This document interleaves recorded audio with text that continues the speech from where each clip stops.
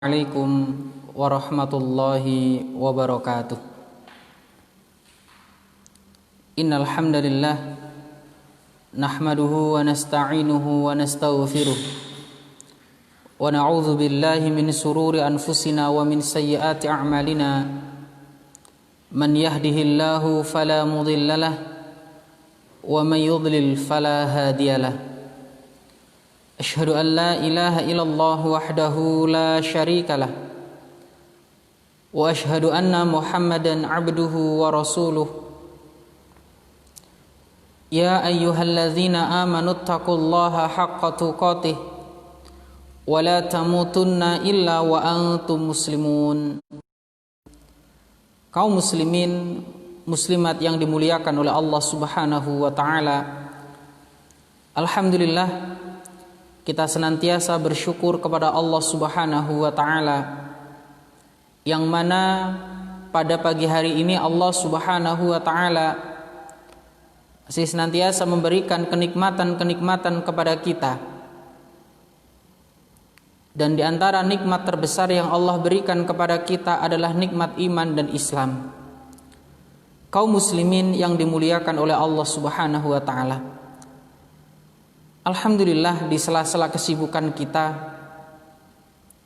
kita masih menyempatkan diri kita untuk mempelajari agama Allah Subhanahu wa taala, untuk mempelajari satu ayat, dua ayat, satu hadis, dua hadis yang mudah-mudahan itu semua nantinya akan menjadikan kita hamba-hamba yang semakin baik dalam beribadah, semakin baik kualitas ibadahnya kepada Allah Subhanahu wa taala.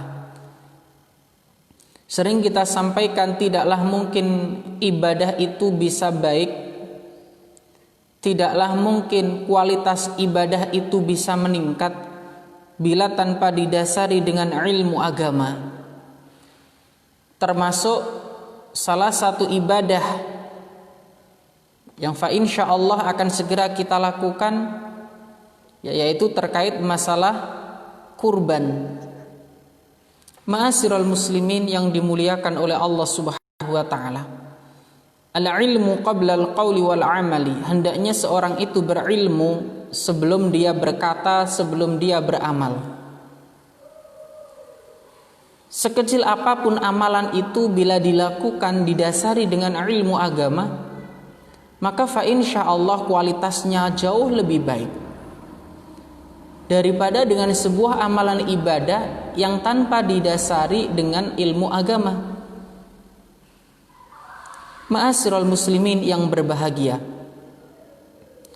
fa insyaallah kajian kita pada pagi hari ini kita akan membahas tentang fikih kurban. Banyak poin yang akan kita sampaikan pada pembahasan pada pagi hari ini.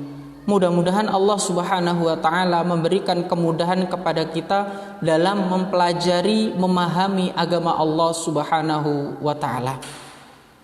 Kaum muslimin yang berbahagia, tentang kurban,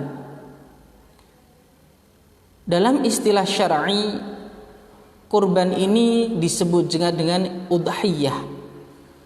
Ya, kalau di daerah kita yang sering kita tahu adalah ibadah kurban, rioyo besar, Idul Adha itu ya identik dengan kurban. Lah, kurban ini dalam istilah syar'i disebut juga dengan udhiyah.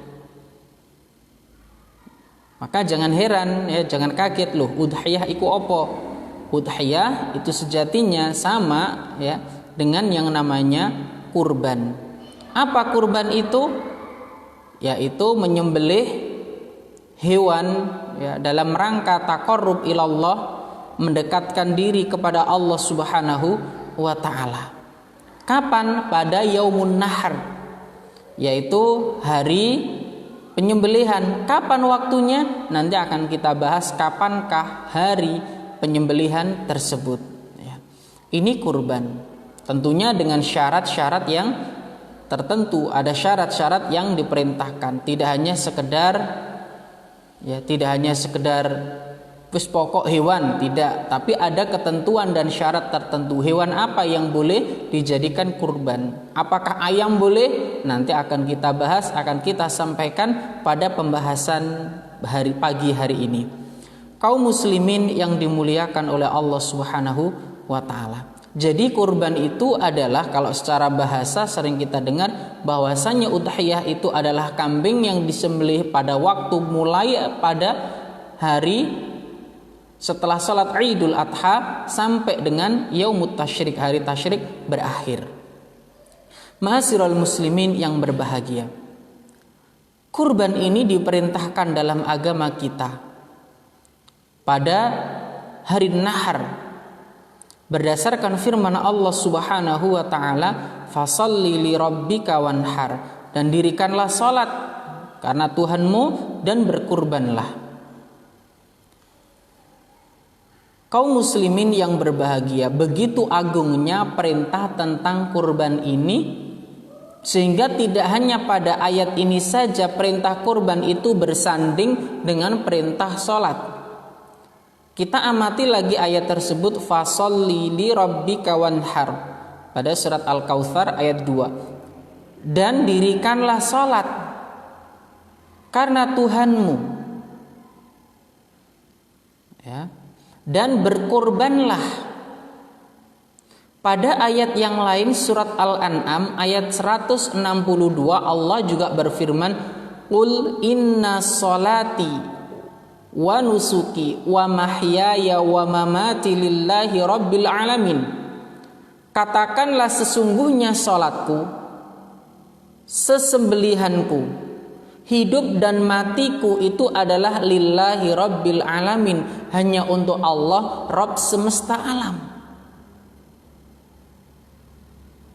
Ma'asyiral muslimin yang berbahagia, sungguh luar biasa perintah dari menyembelih hewan kurban ini. Dan sungguh ada pelajaran yang sangat berharga bila kita mengupas lebih dalam lagi tentang bagaimana kurban ini dulunya sering disebutkan identik dengan kisah Nabiullah Ibrahim alaihissalam, ya, tentang perintah menyembelih. Luar biasa kisah tersebut. Ada sisi yang lain nanti yang bisa kita kupas. Tapi ma'asyiral muslimin yang dimuliakan oleh Allah, bahwasannya pensyariatan kurban itu disebutkan dalam Al-Quran, pun disebutkan, diperintahkan dalam hadis-hadis Nabi Muhammad sallallahu alaihi wasallam. Dan Nabi kita Muhammad sallallahu alaihi wasallam, beliau pun berkurban. Dari sahabat Anas bin Malik radhiyallahu anhu. Anas bin Malik salah seorang sahabat yang luar biasa cemerlang, banyak meriwayatkan hadis. Beliau berkata, "Dhahan Nabi sallallahu alaihi wasallam," adalah Nabi kita Muhammad sallallahu alaihi wasallam menyembelih bikabsyaini lahaini, hewan kurban dengan 2 domba jantan. Fara'aituhu wadi'an qadamahu ala sifahihima yusammi wa yukabbir fadhabahahuma biyadihi. Di mana Nabi Muhammad sallallahu alaihi wasallam menyembelih hewan kurban dengan 2 domba jantan yang warnanya putih campur hitam dan bertanduk.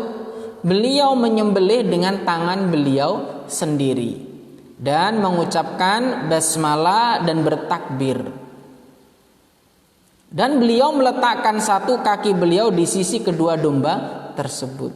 Kaum muslimin yang berbahagia, hadis yang mulia ini menggambarkan satu, bahwasanya Nabi kita berkurban. Yang kedua, bahwasanya Nabi Muhammad menyembelih hewan sesembelihannya atau hewan kurbannya dengan tangan beliau sendiri. Maka pada pembahasan yang lalu kita sebutkan bahwasanya di antara sunnah yang bisa dikerjakan seorang yang berkurban adalah menyembelih hewan kurbannya dengan tangannya sendiri. Itu kalau berani dan mengerti ilmunya. Ya, ini di antara hal yang diperintahkan. Tapi saat ini banyak di antara kita yang mungkin ya nggak berani atau lain sebagainya. Tapi alangkah baiknya bila seorang itu kalau mampu dia menyembelih sendiri hewan kurbannya tersebut dengan tangannya sendiri. Dia sembelih, menyebut nama Allah, bertakbir. Waduh, nggak ngerti ilmu nih Ustaz. Ayo belajar. Ya dimulai pelan-pelan lah dari belajar menyembelih ayam. Nah, makanya kalau pengen mahir ya sering praktek gitu loh. Insya Allah nanti lama kelamaan akan paham, akan lebih ngerti ilmunya.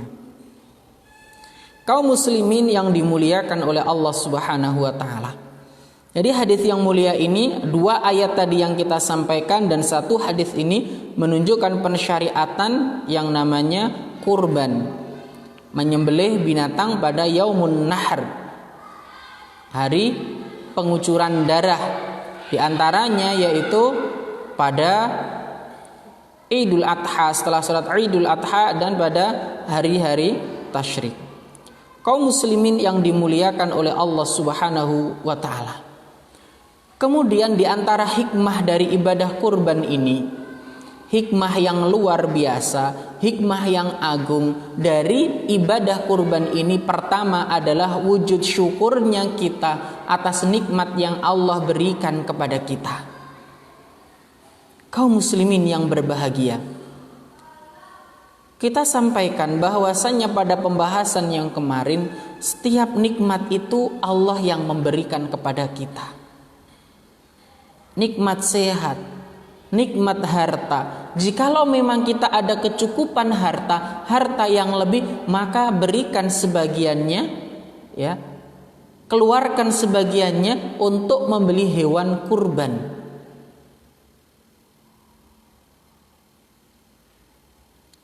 Banyak kita jumpai kisah-kisah yang luar biasa. Masya Allah, seorang pemulung mengumpulkan uang recehnya, ya, dari hari ke hari. Tujuannya mereka ingin bisa berkurban. Ada orang jualan kerupuk dan lain sebagainya. Mereka kumpulkan sebagian harta mereka. Mereka ingin bisa berkurban. Kalau dihitung penghasilan mereka tidak seberapa, tapi kemauan yang kuat, keinginan yang kuat, Allah berikan jalan kepada mereka. Allah mudahkan mereka. Maka kita semua kalau sudah ada keinginan yang kuat, ayo, fa insyaallah mudah-mudahan Allah memberikan kemudahan kepada kita untuk melaksanakan ibadah kurban. Ma'asyiral muslimin yang dimuliakan oleh Allah, memang kalau untuk urusan ibadah, mengeluarkan uang untuk ibadah, itu kadang-kadang terasa berat.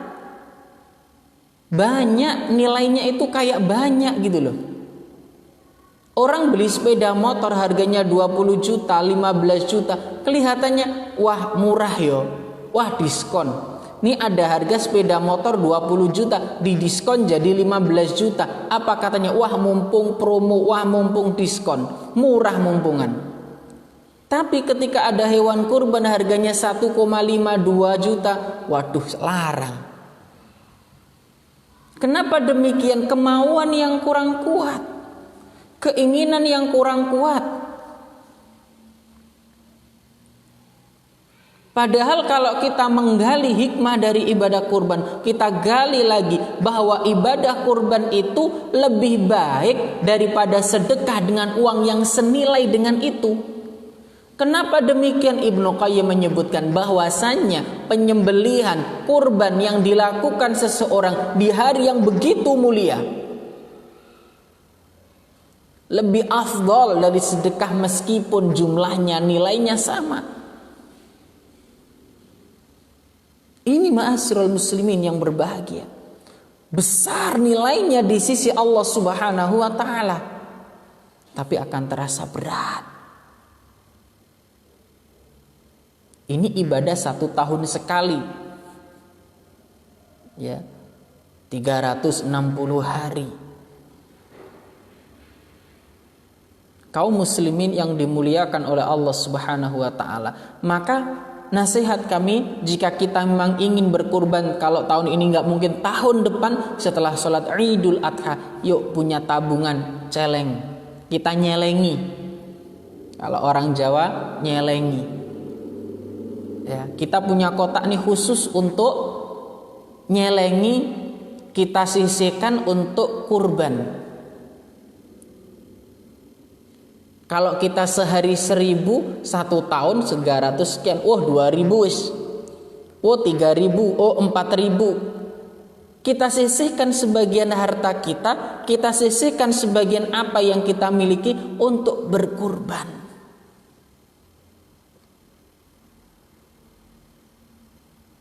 Jika niat kita memang kuat, fa insyaallah Allah akan memberikan kemudahan kepada kita semua. Kaum muslimin yang dimuliakan oleh Allah Subhanahu wa taala. Kemudian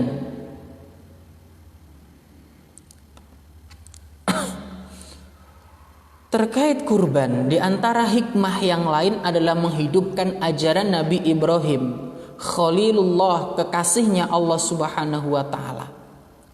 Yang ketika Allah memerintahkan beliau untuk menyembelih anak tercintanya sebagai tebusan, yaitu Ismail alaihissalam.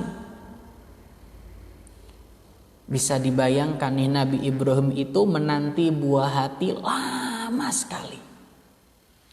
Lama Nabi Ibrahim menanti lahirnya sang buah hati.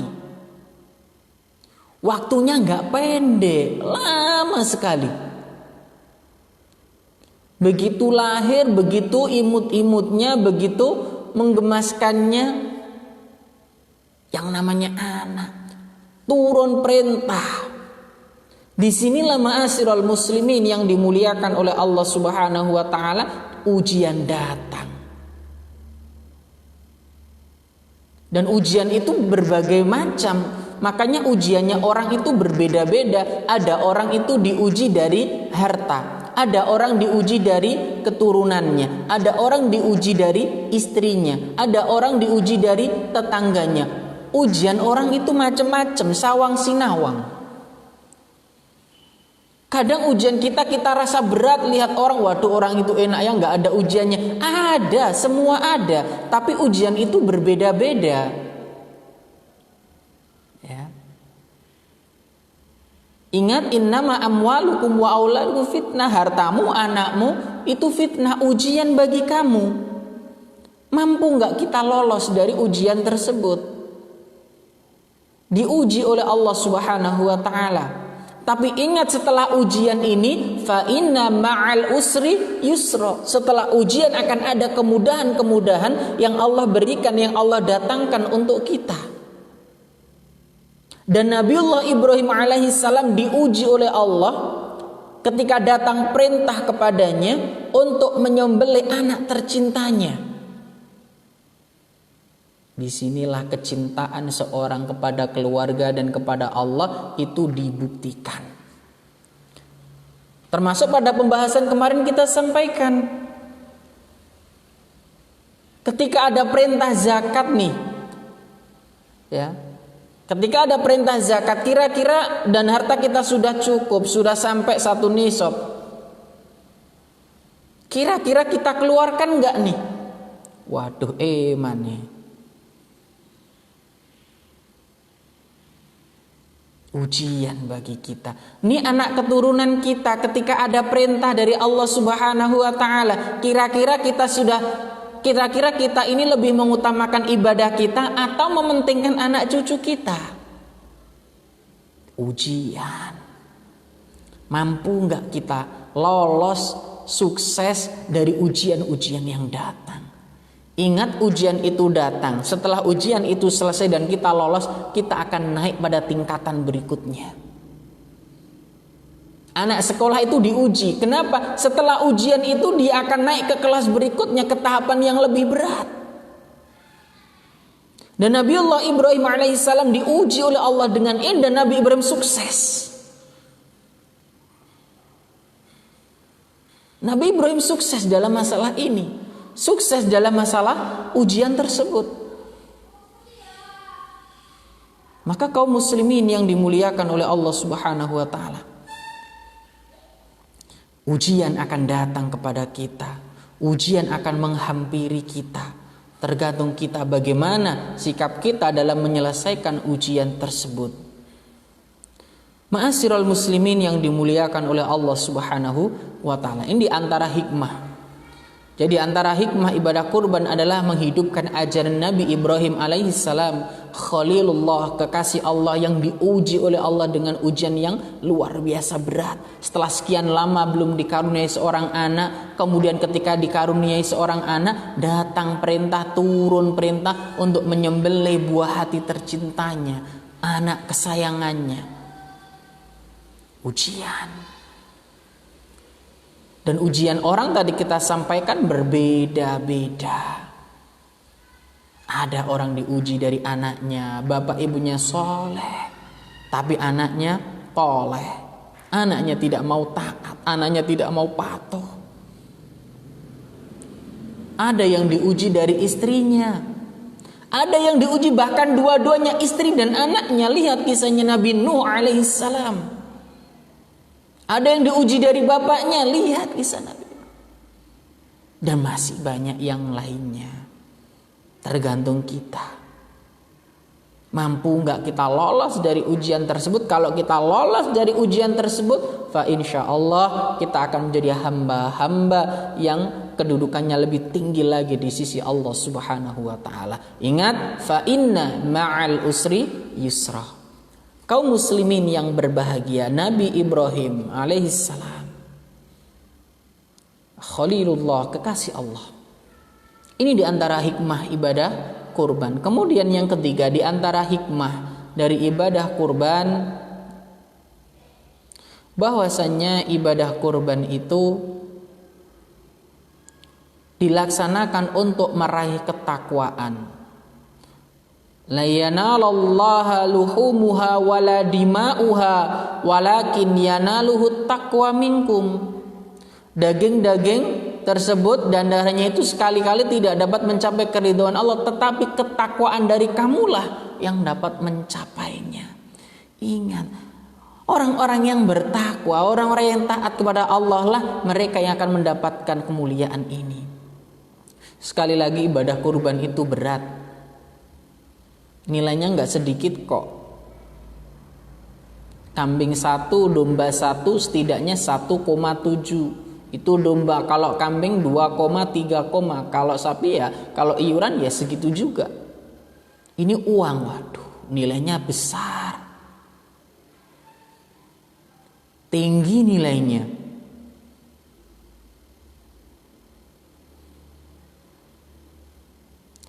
Kaum muslimin yang dimuliakan oleh Allah Subhanahu wa taala.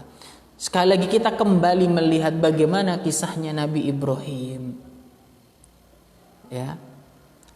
Di antara ibrah, pelajaran dari ibadah kurban ini juga mari kita sedikit melihat, membuka kembali lembaran-lembaran kisah Nabi Ibrahim. Kisah beliau luar biasa, pengorbanan beliau luar biasa. Ma'asyiral muslimin yang dimuliakan oleh Allah. Jadi luar biasa hikmah dari ibadah kurban ini. Maka saran kami, nasihat kami, ayo kalau kita memang berniat untuk kurban meskipun tahun ini belum mampu, tahun depan kita niatkan karena Allah Subhanahu wa taala. Mudah-mudahan Allah memudahkan kita untuk bisa melaksanakan ibadah kurban ini, karena ibadah kurban itu lebih baik daripada sedekah yang meskipun nilainya sama. Karena di hari yang luar biasa. Kaum muslimin yang berbahagia, sekarang kita bahas tentang hukum kurban itu sendiri. Ma'asyiral muslimin yang berbahagia, hukum dari ibadah kurban ini, ketika kita membuka kitab para ulama, maka yang kita dapati sejatinya hukum ini terjadi perselisihan di antara para ulama. Nah, kalau sudah seperti ini, sikap legowo harus kita miliki, karena ini masalah fikih. Kaum muslimin yang berbahagia, jumhur ulama berpendapat bahwasannya ibadah kurban ini hukumnya adalah sunnah. Ya, Dan ini senada dengan hal itu adalah Al-Hafidz Ibnu Hajar Al-Asqalani. Begitu pula Syekh Muhammad Al-Amin Al-Shinqiti, beliau lebih condong pada pendapat ini bahwa ibadah kurban itu hukumnya adalah sunnah. Ya, hukum dari ibadah kurban itu adalah sunnah. Jika memang sunnah, maka kita harus paham konsekuensi dari ibadah sunnah, hakikat dari ibadah yang dikatakan sunnah itu.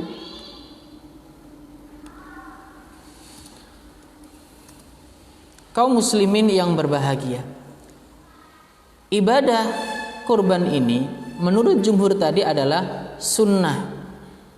Adapun pendapat yang lainnya, ya, pendapat yang lainnya sebagian mengatakan bahwa hukum dari ibadah kurban ini adalah wajib bagi yang mampu. Dan ini sesuai pendapat dari mazhab Hanafi dan Maliki. Ya, jadi bagi mereka, pendapat mereka hukumnya adalah wajib bagi yang mampu. Begitu pula ada yang menyebutkan hukumnya adalah fardu kifayah. Ini 3 tataran tentang hukum kurban. Mulai dari mengatakan yang sunnah, wajib bagi yang mampu, dan fardu kifayah. Tapi jumhur ulama menyebutkan bahwasannya yang lebih kuat yang diambil oleh jumhur ulama bahwasannya hukum ini adalah sunnah. Kaum muslimin yang dimuliakan oleh Allah Subhanahu wa taala. Kemudian kita bahas yang selanjutnya. Jadi hukum ibadah kurban ini adalah sunnah. Ma'asyiral muslimin yang dimuliakan oleh Allah Subhanahu wa taala. Berikutnya syarat berkurban. Syarat berkurban. Syarat berkurban ini yang pertama adalah muslim. Artinya apa? Orang kafir tidak mendapatkan kewajiban untuk berkurban.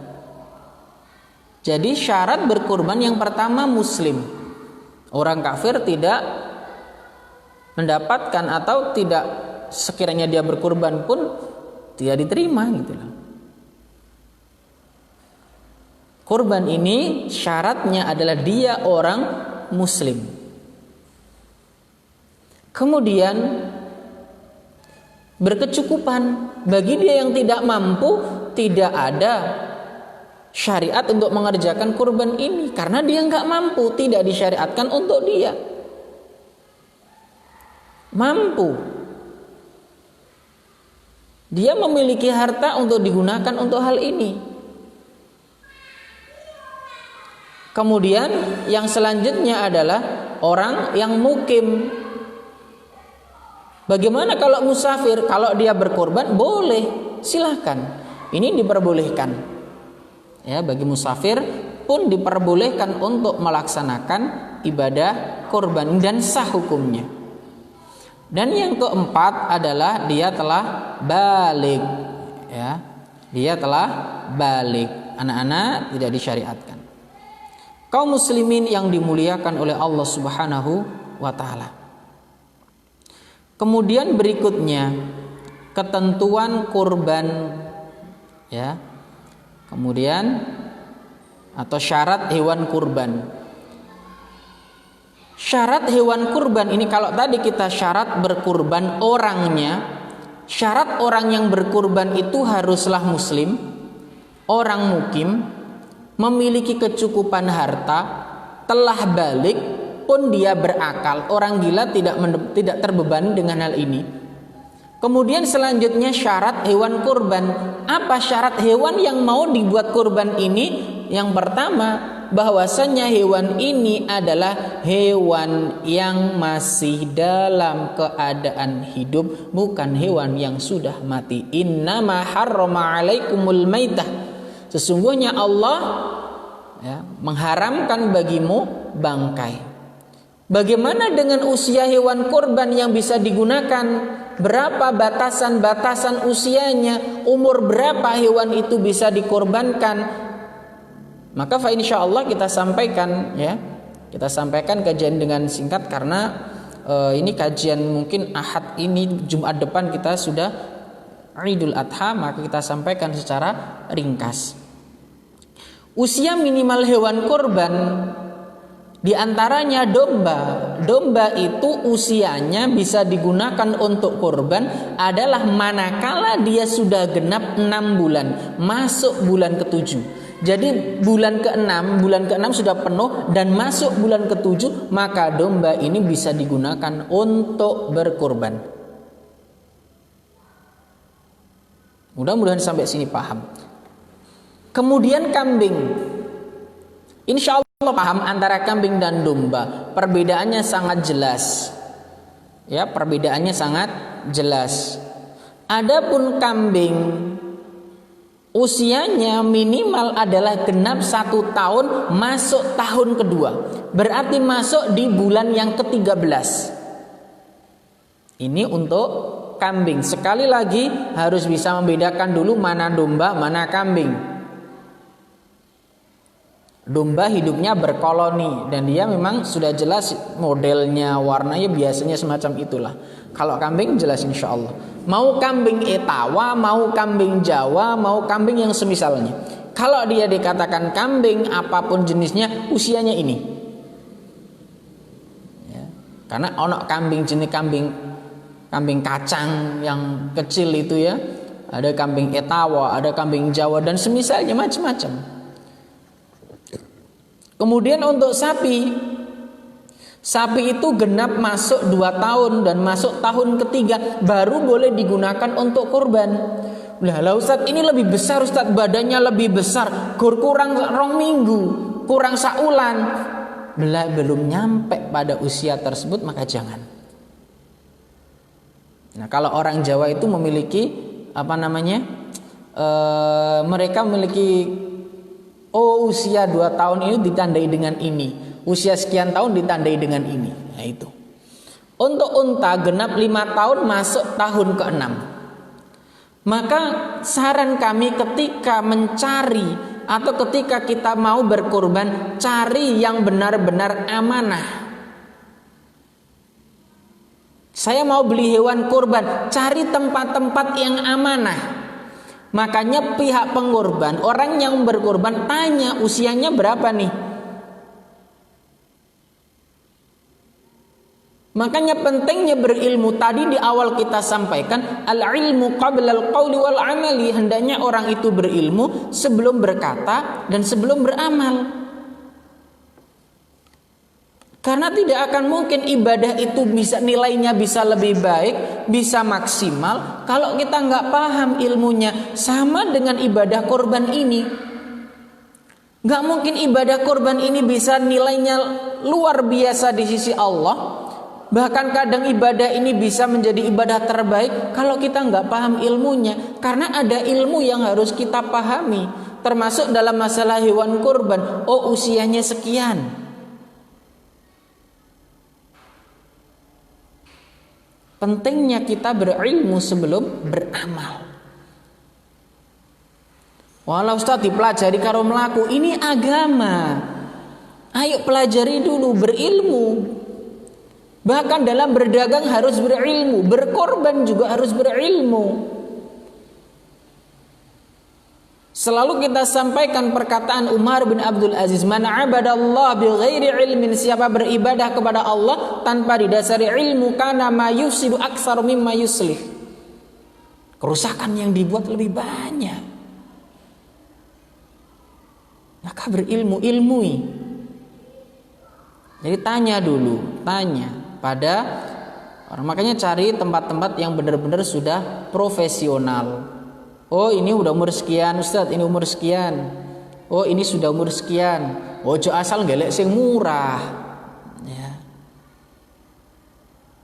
Wes pokok sing cedek Ustadz. Jangan, ibadah iku ojo pokoke. Tapi sesuai dengan kriteria, syarat dan rukunnya, sesuai dengan perintahnya. Salat subuh 2 rakaat. Walah pokok salat Ustaz 3 rakaat lalu apik wong jumlahe luwih oke. Ini bukan masalah lebih banyak atau lebih sedikit, tapi sesuai dengan tuntunan. Itu ibadah. Ibadah itu nggak dinilai besar. Oh ini lebih besar, oh ini lebih kecil. Bukan itu titiknya. Syarat diterimanya dulu itu sesuai. Setelah ikhlas sesuai nih dengan perintahnya. Nah kalau sudah sesuai dengan perintahnya, nah ini baru tahapan berikutnya. Kurban juga gitu loh. Ya, kurban juga demikian. Jadi usia minimal hewan untuk domba genap 6 bulan. Ya. Usianya genap 6 bulan. Ma'asyiral muslimin yang dimuliakan oleh Allah Subhanahu wa taala. Sampai sini mudah-mudahan bisa dipahami ya. Sampai sini mudah-mudahan bisa dipahami. Kemudian tadi kita ulangi lagi, untuk domba genap 6 bulan masuk bulan ke-7. Untuk kambing genap 1 tahun masuk tahun kedua. Untuk sapi genap 2 tahun masuk tahun ketiga. Dan untuk unta genap 5 tahun masuk tahun ke-6. Kemudian ketentuan yang lain harus kita pahami, bahwasanya ketahui 1 ekor kambing atau domba itu ya untuk 1 orang dan bisa diniatkan pahalanya untuk 1 keluarga. Jangan sampai nanti kambing urunan wong 30. Nah, urunan piro 10.000-an. Urunan piro 1.000-an. Enggak, kambing itu 1 orang. Artinya yang berkorban. Dan 1 orang ini bisa meniatkan pahalanya, diniatkan untuk seluruh anggota keluarga. Sampai sini mudah-mudahan paham. Disebutkan dalam sebuah hadis diriwayatkan oleh Imam At-Tirmidzi, Imam Ibnu Majah dan Syalbani mengatakan bahwa hadis ini sahih. Kana ar-rajulu fi ahdin Nabi sallallahu alaihi wasallam yudahi bisyati anhu wa an ahli baitihi. Pada masa Rasulullah sallallahu alaihi wasallam ada seorang menyembelih seekor kambing sebagai korban bagi dirinya dan keluarganya. Imam Asy-Syaukani mengatakan ya, dari berbagai perselisihan para ulama bahwasanya korban kambing boleh diniatkan untuk 1 keluarga walaupun dalam keluarga tersebut ada 100 jiwa bahkan lebih. Disebutkan dalam kitab Nailul Autar. Jadi ini 1 keluarga, bapak berkorban 1 ekor kambing, diniatkan nih untuk 1 keluarga. Ya, diniatkan untuk 1 keluarga. Boleh. Dan nggak usah nanti giliran hari tahun ini bapak tahun ben ibu cukup nih sebenarnya. Ya, cukup nanti bapaknya berkorban. Sampai sini mudah-mudahan bisa dipahami bahwasannya kana rajul, pada masa Nabi ada seseorang fi ahdin Nabi ya, fi ahdi Rasulullah, di zaman Nabi itu ada seseorang yang berkorban bisyati anhu wa an ahli baitihi.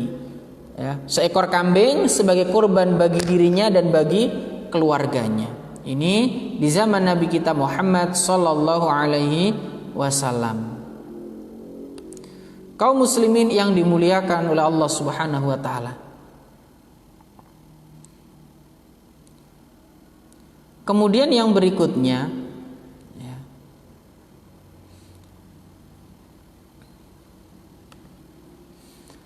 untuk 1 ekor sapi ya, 1 ekor sapi adalah untuk 7 orang.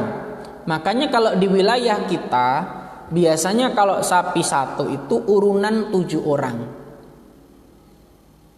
1 sapi iuran 7 orang. Adapun 1 ekor onta itu untuk 10 orang. Meskipun ini terdapat perselisihan, ada yang mengatakan 7. Tapi kita merujuk pada hadis Rasulullah dari Ibnu Abbas radhiyallahu anhu, beliau mengatakan, "Kunna ma'a Rasulillah sallallahu alaihi wasallam fi safarin fa hadaral adha fashtarakna fil baqarati 7 wa fil ba'iri 10." Dahulu kami pernah bersafar bareng Rasulullah. Lalu tibalah hari raya Idul Adha, maka kami pun berserikat. Berserikat itu ya bareng-bareng gitu. 10 orang untuk seekor unta, ya, atau 7 orang untuk seekor sapi dan 10 orang untuk seekor unta. Dari sini ma'asyiral muslimin yang dimuliakan oleh Allah Subhanahu wa taala, dari hadis yang mulia ini diriwayatkan oleh Imam At-Tirmidzi, Ibnu Majah. Imam At-Tirmidzi dan Sya'albani mengatakan, ya, beliau menyebutkan masalah ini, begitu pula Imam Tirmidzi mengatakan hadis ini hasan gharib. Sya'albani mengatakan hadis ini sahih.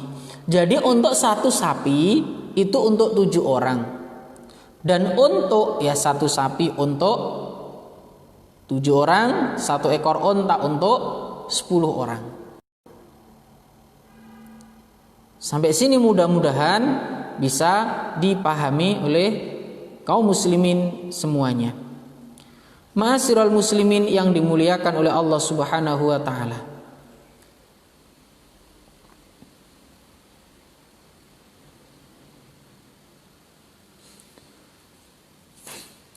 Ma'asyiral muslimin rahimani wa rahimakumullah. Jadi sekali lagi, untuk kambing itu untuk 1 orang dan pahalanya bisa diniatkan untuk 1 keluarga.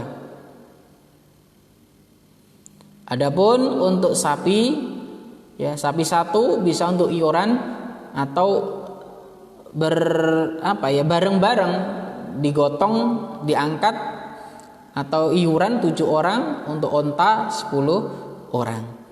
Ma'asyiral muslimin yang dimuliakan oleh Allah Subhanahu wa taala. Kemudian berikutnya, hewan kurban yang lebih utama. Ini kita ambil dari kitab Shahih Fiqh Sunnah. Sekali lagi kita sampaikan secara ringkas, mudah-mudahan waktunya nanti cukup. Di antara hewan kurban yang utama, yang pertama, yang paling gemuk dan sempurna. Ya, yang paling gemuk dan sempurna. Bahkan jika berkorban dengan 1 kurban yang gemuk itu lebih baik daripada 2 kurban yang kurus. Karena yang diinginkan adalah dagingnya. Semakin banyak daging semakin baik. Karena nanti manfaatnya lebih untuk ke orang banyak. Dan hewan kurban yang utama itu adalah unta, kemudian sapi, kemudian kambing. Hewan utama unta, kemudian sapi, kemudian kambing. Sebagian ulama menyatakan, termasuk dalam kitab fikih sunnah ini disebutkan, 1 ekor kambing yang kita sendirian itu lebih baik daripada seekor sapi yang kolektif. 1 ekor kambing lebih baik daripada sapi yang kolektif. Apa alasan para ulama menyebutkan hal ini? Karena ketika kita 1 ekor kambing kita sendiri, kita bisa mengucurkan darahnya sendiri dengan tangan kita, sebagaimana Rasulullah mengucurkan darah hewan kurbannya dengan tangan beliau sendiri. Adapun kolektif nggak bisa. Masa apinya keladingi bareng-bareng wong pitu. Ya. Ini yang disebutkan dalam Shahih Fiqh Sunnah. Kemudian ma'asyiral muslimin yang dimuliakan oleh Allah Subhanahu wa taala. Ini terkait hewannya. Kemudian terkait hewan yang utama lagi, warna yang paling utama adalah putih. Kemudian abu-abu, kemudian warna hitam. Ini sekali lagi disebutkan dalam Shahih Fiqh Sunnah. Ma'asyiral muslimin yang dimuliakan oleh Allah Subhanahu wa taala. Kemudian kita akan sampaikan tentang cacat kurban yang membuat tidak sah. Ya. Cacat hewan kurban yang membuat tidak sah disebutkan Dalam sebuah hadis dari Al-Barra bin Azib, ia berkata, qama fina Rasulullah sallallahu alaihi wasallam. Rasulullah pernah berdiri di tengah-tengah kami, faqal, dan beliau berkata, arba'un la tajuzu fi dhahaya. Ada 4 cacat yang tidak dibolehkan pada hewan kurban. Apa saja itu? Yang pertama, al-aura'ul bayyinu auruha, buta sebelah dan jelas kebutaannya. Wal maridatu al-bayyinu maraduha, hewan yang sakit dan tampak jelas sakitnya. Wal arja'ul bayyinu dhal'uha, yang ketiga pincang tampak jelas kepincangannya. Wal kasiratul lati la tunqi, yang sangat jelas kurus sampai tidak punya tulang sumsum. Nek jari wong Jawa lunglit kalek balung karo kulit. Nah, ini 4 hal yang disebutkan. Ya, 4 hal ini. Jadi cacat yang menyebabkan tidak sah, yang pertama tadi buta sebelah dan jelas kebutaannya. Lah bagaimana kalau belum jelas? Ya, belum jelas, maka ini masuk, oh ini nggak jelas, ini buta apa tidak?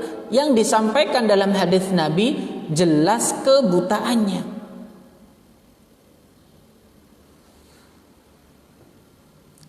Ma'asyiral muslimin yang dimuliakan oleh Allah Subhanahu wa taala. Kemudian dalam hadis tadi juga disampaikan yang kedua bahwasannya al-maridatul bayyinu maraduha, sakit jelas sakitnya. Ya, dia sakit tampak jelas sakitnya. Hewan ini benar-benar sakit, wis lesoh, lemprek, wis gak iso popo, ambruk, bro. Sakit jelas ini, nggak ada yang memungkiri, semua sepakat oh ini sakit. Itu nggak boleh nanti dikorbankan. Kemudian yang tadi kita sebutkan yang ketiga, ya, wal arja'ul bayyinu dhal'uha, pincang dan tampak jelas kepincangannya. Ini hewan pincang, ya. Pincang dan tidak bisa berjalan normal, nggak bisa berjalan secara normal, sudah pincang bener nih, sudah jelas kepincangannya, maka tidak boleh digunakan atau dipakai untuk berkorban.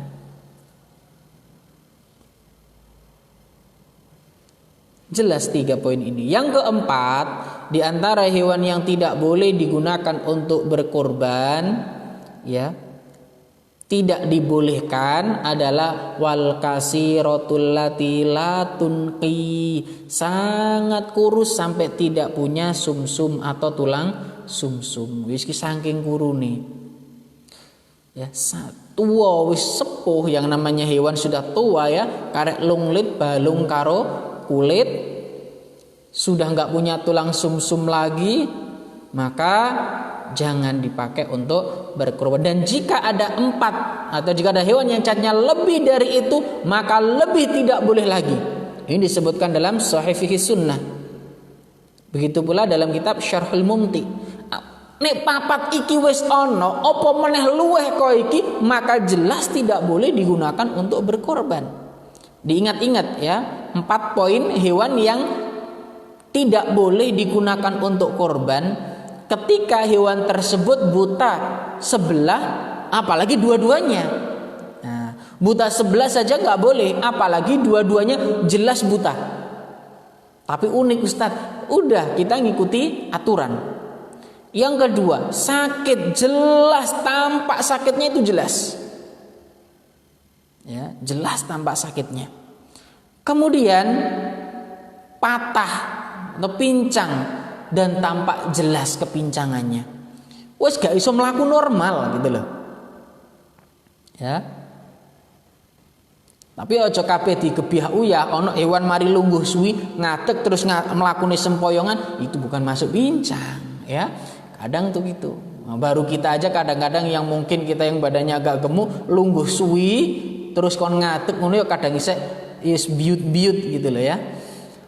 Jadi yang dimaksud di sini pincang dan tampak jelas kepincangannya, jelas mufakat semua orang ya.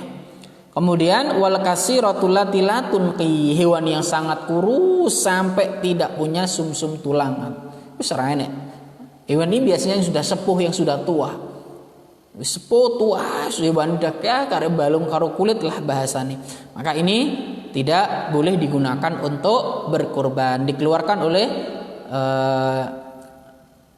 Imam Ahmad dan lain sebagainya, disahihkan oleh Imam Tirmidzi, begitu pula yang lainnya.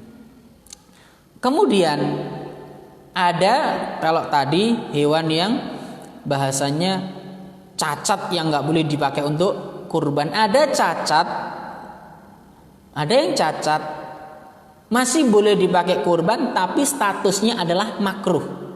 Kalau tadi kan 4 hewan yang cacat yang nggak boleh, tidak diperbolehkan untuk dipakai kurban. Ada lagi cacat tapi masih boleh, sifatnya makruh. Sifatnya makruh. Apa saja itu? Kita simak hadis Rasulullah sallallahu alaihi wasallam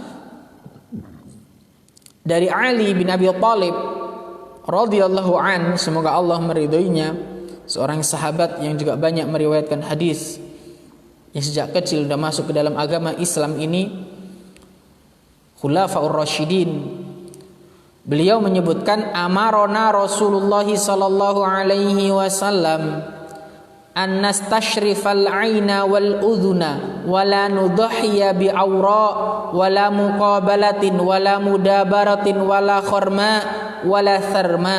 Rasulullah telah memerintahkan kami supaya memperhatikan mata dan telinga hewan kurban, agar jangan sampai yang jadi hewan kurban adalah yang buta sebelah, jangan sampai yang menjadi hewan kurban adalah muqabalah, terpotong telinganya, atau mudharabah, yang terpotong telinganya dari belakang, atau jangan sampai telinganya terlubang, dan jangan pula gigi depannya ompong. Ya. Intinya hewan ini adalah segala yang tidak mempengaruhi pada turunnya kualitas daging, tidak mempengaruhi kualitas daging ini. Maka ma'asyiral muslimin yang dimuliakan oleh Allah Subhanahu wa taala, ketentuannya tadi adalah sebagian atau keseluruhan telinganya terpotong. Ini makruh hukumnya. Kemudian selain itu juga dalam fikih sunnah disebutkan tanduknya pecah atau patah. Ini makruh. Kemudian cacat yang tidak berpengaruh pada hewan kurban boleh dijadikan untuk kurban namun kurang sempurna. Seperti kalau kita lihat ya, ekornya ini kayak apa ya bahasanya, ekornya terputus sebagian, giginya ompong ya. Makanya kalau beli kurban itu diperhatikan orang asal. Makanya panitia kurban saat dipasrai konukokno hewan kurban kudu ngerti ilmu nih biar nggak asal gitu loh. Wes kok gede murah Ustaz gitu. Bukan hanya gedenya, tapi juga kita melihat kesempurnaannya, yang lebih sempurna, yang lebih baik itu seperti apa gitu. Ini ada sapi tapi ekornya putus, untune entek, ya. Tanduke pedot, lebih apa namanya, lebih gemuk daripada hewan satunya. Nggak terlalu, artinya nggak selisihnya ya paling 10 kiloan, tapi semuanya sempurna, giginya utuh, ekornya nggak terputus, tanduknya juga utuh. Maka pilih yang ini, kenapa lebih sempurna? Ya, ini harus kita pahami. Meskipun bila ada hewan yang bila tanduknya pecah itu masih boleh digunakan kurban, tapi kalau ada yang lain ya yang lain. Ini ekornya terputus bagiannya, kalau ada yang lain ya pilih yang lain. Meskipun ini lebih besar, karena di dunia persapian ya, itu sapi kalau ekornya sudah putus harganya turun. Sapi kalau ekornya sudah putus itu harganya agak murah. Itu ma'asyiral muslimin. Kemudian selanjutnya ma'asyiral muslimin yang dimuliakan oleh Allah Subhanahu wa taala.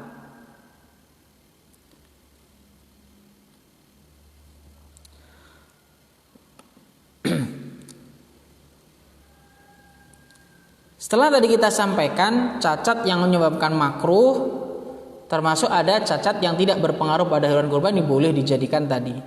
Kemudian syarat orang yang menyembelih. Siapa sih orang yang boleh menyembelih hewan kurban ini? Jadi ojo asal-asalan. Ya, ojo asal-asalan. Yang menyembelih, yang berkorban harus punya ilmu. Panitia kurban harus punya ilmu masalah kepanitiaannya. Yang menyembelih juga harus punya ilmu tentang menyembelihnya. Bahkan penyembelih harus memahami adab-adab menyembelih. Gak gampang ini. Ya, gak gampang. Tapi kadang-kadang gitu. Sekali lagi, orang yang mau berkurban harus punya ilmu. Panitia kurban, biasanya di masjid itu kan kami panitia dari tempat ini menerima menyalurkan hewan kurban, harus punya ilmu. Ojo kurnimu terus langsung digaleni pokok oleh sapi sing gede, pokok oleh kambing yang besar murah bisa, nggak cukup ini, harus paham. Seperti tadi kita sampaikan. Lah, termasuk juga yang menyembelih harus punya ilmu sampai pada titik adab-adab menyembelih. Makanya kita ketika mau berkorban pastikan kita taruh di tempat yang benar-benar di situ panitianya ngerti, di situ panitia juga mencari tukang nyembelih yang ngerti agama. Dan gak asal-asalan. Ya, biar nggak asal-asalan. Karena ini kadang terjadi di sebagian wilayah. Contoh, dia nih jagal pas lagi mengasah lading pisau itu di depan hewan kurban. Seraya ngomong dewe, saiki jatahmu ya. Kalau kita belajar adab menyembelih, hal ini tidak diperbolehkan.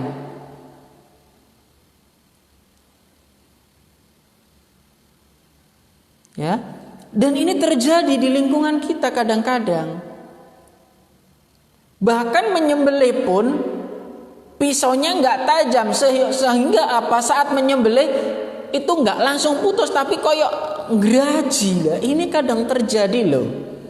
Maka sekali lagi pentingnya al-ilmu qabla al-qawli wal amali, berilmu sebelum berkata, berilmu sebelum beramal. Tapi kadang-kadang apa yang dikatakan, ayolah ngaji masalah ini. Aku wis duwe ilmu nih biyen ya wis biasa ngene iki. Ojo wis tahu, tapi ilmune sing bener piye gitu loh. Karena dalam beribadah ini ibadah loh. Kurban itu adalah dalam rangka taqarrub ilallah, mendekatkan diri kepada Allah. Nek urusan donya wae awak dhewe kudu ngerti ilmune, apalagi urusan ibadah. Ketika urusan bangun rumah saja kita serahkan pada ahlinya, apalagi masalah kurban ini. Gak mungkin dong kita bangun rumah kemudian kita serahkan pada orang yang bukan ahlinya. Ambruk rumah itu, ambruk rumah tersebut. Kenapa bukan ahlinya? Lah dalam masalah kurban juga kita serahkan pada ahlinya. Makanya yang bertanggung jawab juga panitia kurban nih dalam mencari tukang menyembelih. Ya. Panitia kurban harus benar-benar kredibel. Jangan asal gitu loh. Itu amanah orang itu, hewan sekian banyak tuh.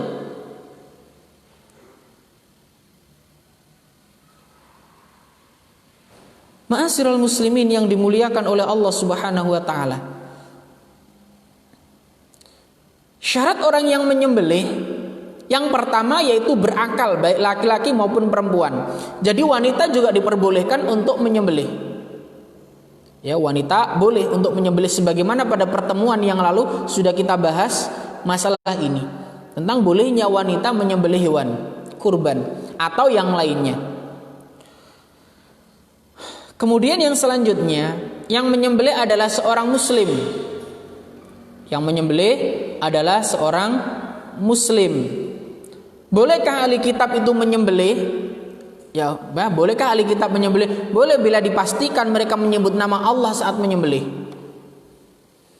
Ya, bila bisa dipastikan mereka menyebut nama Allah saat menyembelih. Itu boleh saat mereka menyebut nama Allah. Kemudian ma'asyiral muslimin yang dimuliakan oleh Allah Subhanahu wa taala. Yang selanjutnya, syarat orang yang menyembelih adalah menyebut nama Allah ketika menyembelih. Ya, menyebut nama Allah ketika menyembelih. Ini yang harus dipahami. Kaum muslimin yang dimuliakan oleh Allah Subhanahu wa taala. Kemudian untuk waktu penyembelihan, setelah ini akan kita bahas beberapa adab dalam menyembelih. Waktu penyembelihan kurban. Mengenai waktu penyembelihan kurban,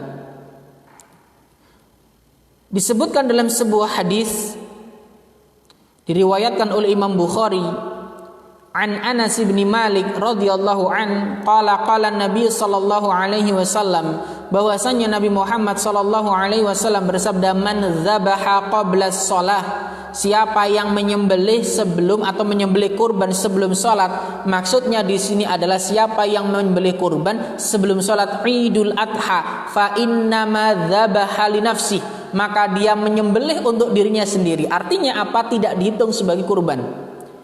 Wa man dzabaha ba'da shalah faqad tamma nusuku. Siapa yang menyembelih setelah salat, maka telah sempurna ibadah kurbannya. Ya. Wa asaba sunnatal muslimin. Ini ma'asyiral muslimin. Jadi menyembelih itu setelah salat Idul Adha. Makanya ada ketika kita bahas tentang masalah fikih berhari raya, salat Idul Adha itu lebih pagi. Artinya ketika sudah masuk segera. Kenapa? Setelah itu masih ada rentetan, masih ada gandengan ibadah yang lainnya. Apa itu? Yaitu Yaumun Nahar, itu hewan kurban. Dan waktu penyembelihannya ini sampai nanti Yaumun Nahar. Sebagaimana disampaikan dalam sebuah hadis, an Jundabin annahu syahidan nabiyya sallallahu alaihi wasallam yauman nahri shalla summa khataba. Ya.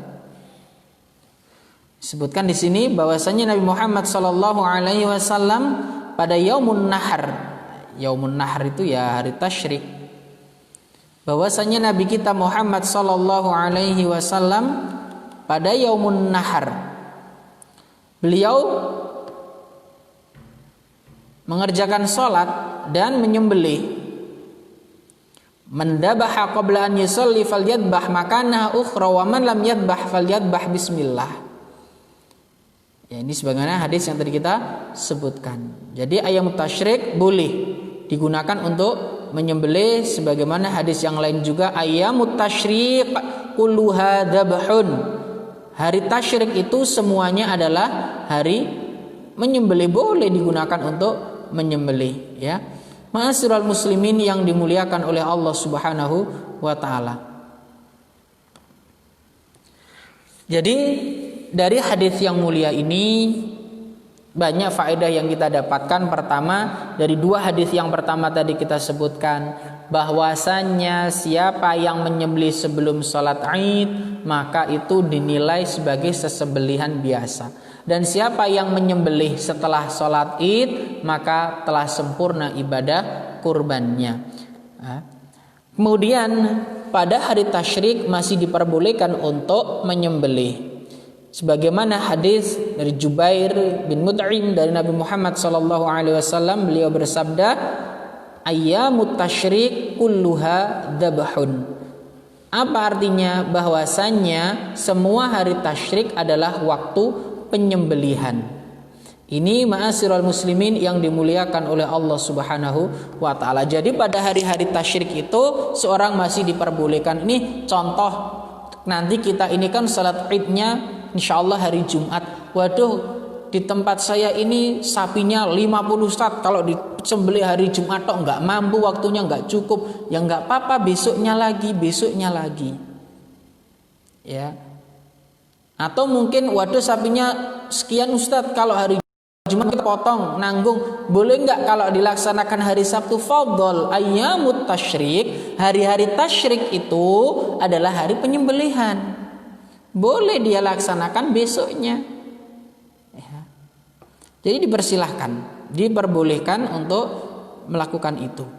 Kaum muslimin yang dimuliakan oleh Allah Subhanahu wa taala dan para pendengar, jika memang ada pertanyaan sebelum nanti kajian ini kita akhiri, kami persilahkan untuk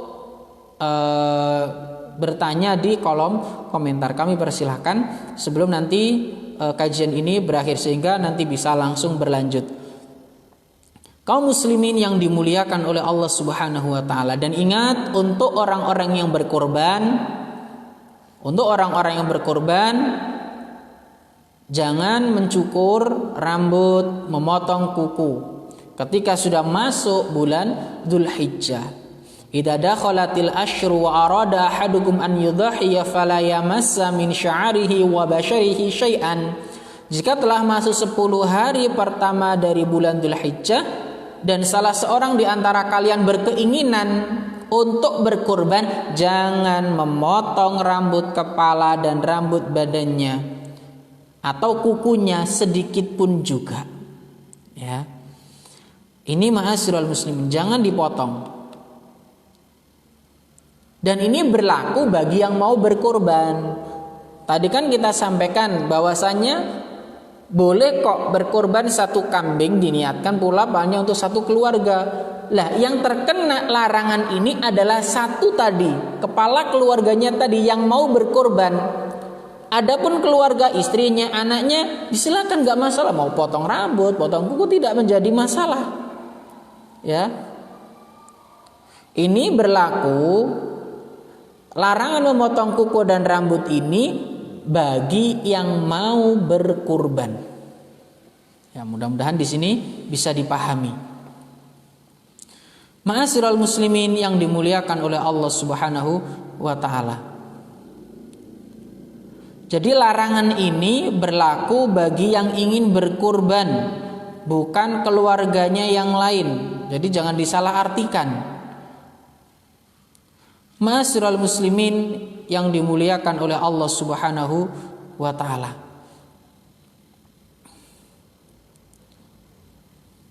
Kita lihat sudah ada pertanyaan apa belum? Belum ada. Kaum muslimin rahimani wa rahimakumullah. Kemudian poin yang terakhir, ya, poin yang terakhir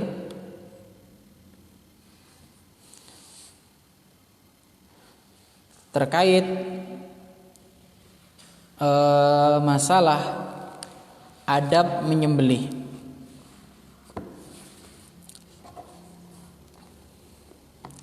Ma'asyiral muslimin yang dimuliakan oleh Allah Subhanahu wa taala. Di antara adab menyembelih yang harus kita pahami, dan sebelum juga menyembelih, maka kami nasihatkan untuk para penyembelih hendaknya menggunakan alat pemotong dari besi atau semisalnya, tajam, yang tajam. Karena ingat, maksud dari penyembelihan adalah memotong urat leher, kerongkongan, saluran pernafasan dan saluran darah. Pahami ini. Dan jangan menggunakan tulang atau kuku. Fa insyaallah ini sudah tidak akan kita jumpai. Karena Nabi melarang ma'an haraddam wa dzukira rasulullahi alaihi faqulu laisa sinna wa dzufur. Wa sauhadditsukum an dzalik amma sinnu fa'adhmun wa amma dzufuru famudal habasy. Bahwasannya ya hal tersebut ma'asyiral muslimin, kita diingatkan segala sesuatu yang mengalirkan darah dan disebut nama Allah ketika menyembelih silakan kalian makan, asal yang digunakan bukanlah gigi dan kuku, bukan dua ini. Karena yang namanya gigi itu termasuk tulang. Gigi itu masuk bagian dari tulang dan tidak boleh digunakan menyembelih tulang itu. Dipahami. Jadi tulang itu nggak boleh digunakan untuk menyembelih. Kaum muslimin yang dimuliakan oleh Allah Subhanahu wa taala. Adab dalam menyembelih. Mudah-mudahan waktunya cukup sehingga kita bisa kupas semuanya. Sudah ada pertanyaan yang masuk ternyata.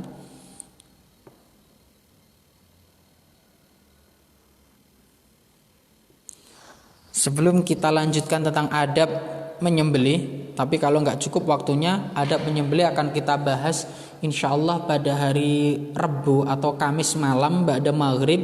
Mudah-mudahan Allah berikan kemudahan kepada kita. Kita jawab dulu pertanyaannya. Bismillah, izin bertanya Ustadz, apakah anak yang sudah dewasa belum diakikoh sama orang tua, ketika dia dewasa wajib akikoh sendiri? Kaum muslimin yang dimuliakan oleh Allah, masalah akikoh ini adalah tanggungan orang tua.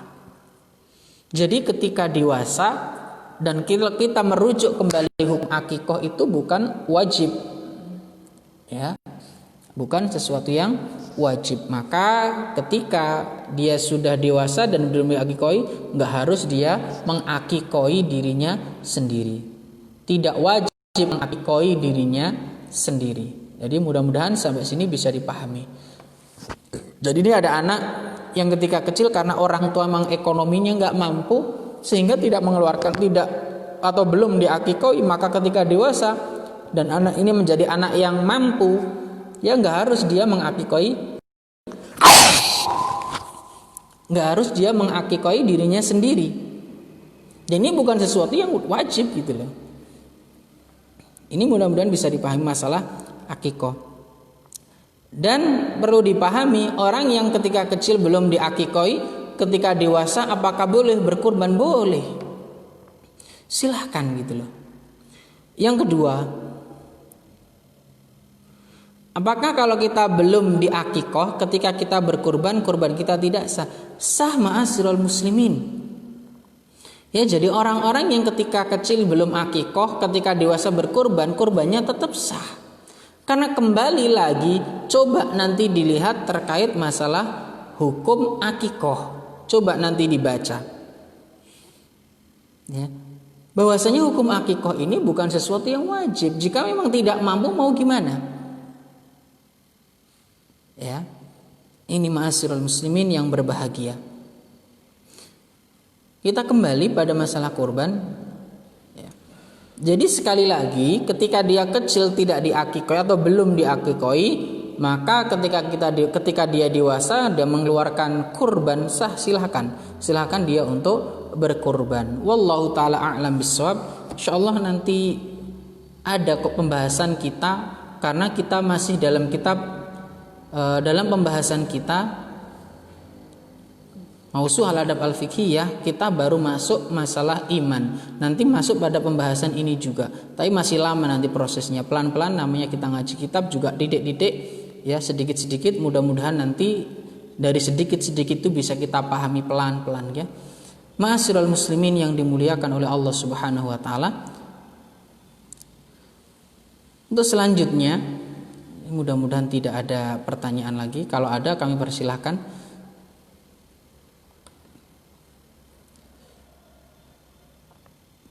Tentang adab dalam menyembelih binatang.